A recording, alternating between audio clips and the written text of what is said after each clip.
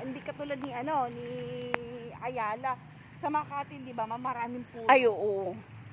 Ang ganda maglakad sa Makati talaga. Kala mo na sa ibang bansa. Kahit malalaki ang mga building doon, pero pagdating mo sa... naman. Walking kami, walking. Diyan nga ma'am, may Villar City na nga. Dito sa may papunta sa Lawag. May billiards. Villar City na. Sabi ko, hindi na pala ito Dasmariñas City. Villar City Hindi, na pala ito. mayroon rin doon ba bago mag-SM Molino?